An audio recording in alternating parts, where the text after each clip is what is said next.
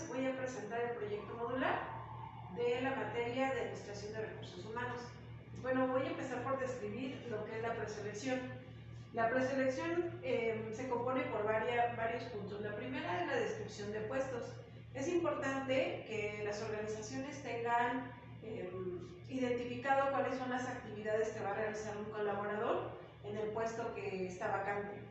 Este también me va a servir como una guía para cuando yo haga mi selección de personal.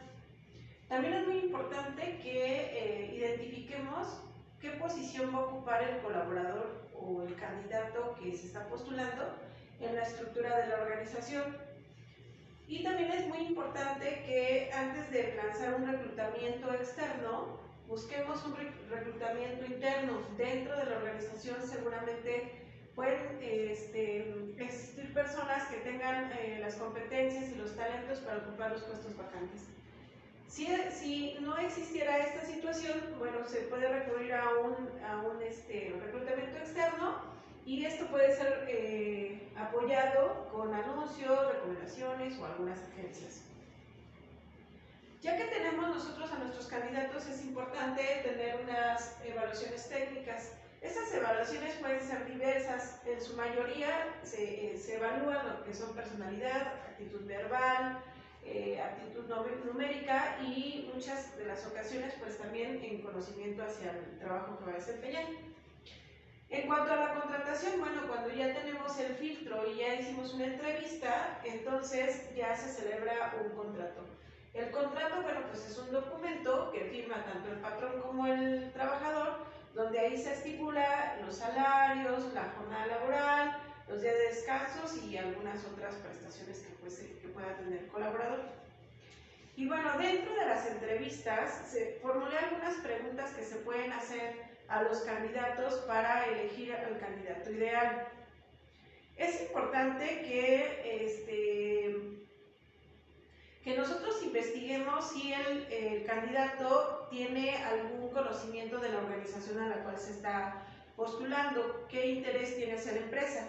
Entonces podemos hacer como un tipo de preguntas que si conoce la empresa, si conoce los productos que comercializa la empresa, por qué le interesa trabajar dentro de la empresa, y eso es en cuanto a si tiene conocimiento. Creo que es algo muy importante saber si el candidato está interesado o conoce o tiene algún antecedente de la empresa.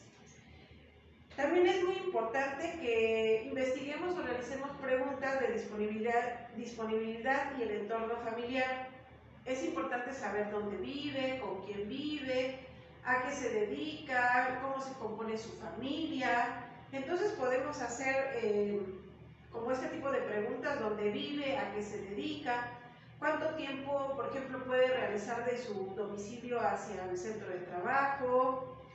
También es importante saber si tiene otra fuente de ingresos. Entonces podemos formular varias preguntas para ver cómo se conforma su entorno familiar.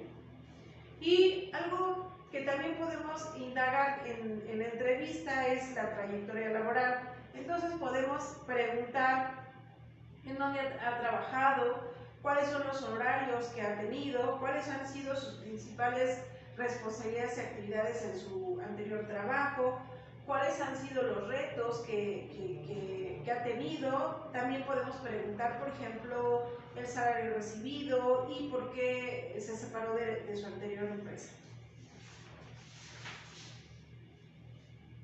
Y bueno, también es importante que realicemos algún tipo de preguntas para indagar o investigar las habilidades técnicas.